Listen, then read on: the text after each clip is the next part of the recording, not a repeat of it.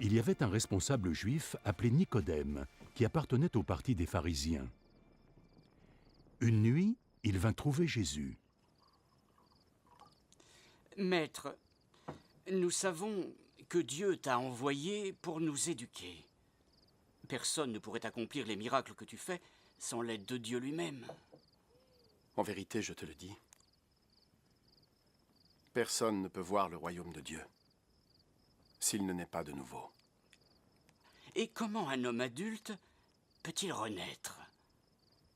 Il ne peut pas retourner dans le ventre de sa mère pour naître une seconde fois. En vérité, je te le dis, personne ne peut entrer dans le royaume de Dieu sans être né de l'eau et de l'esprit. Un être humain vient physiquement de ses parents, mais il naît spirituellement de l'Esprit Saint.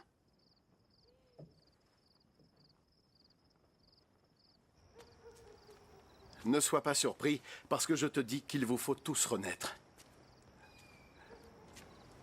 Le vent souffle où il le désire.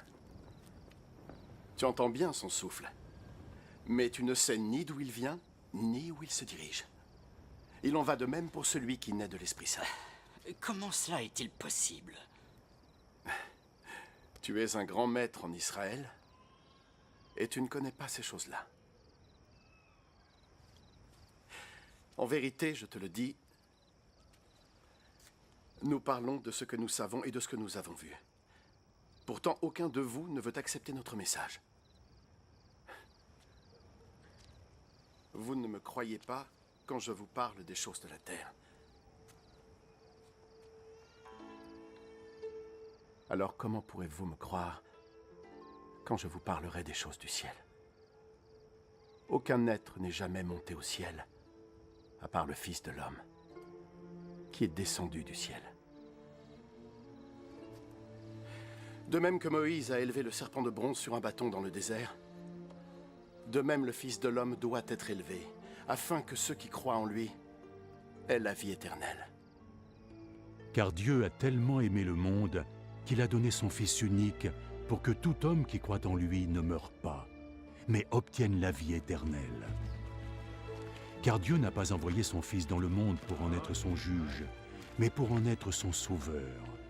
Mais ceux qui ne croient pas ont déjà été jugés, parce qu'ils n'ont pas cru au Fils unique de Dieu.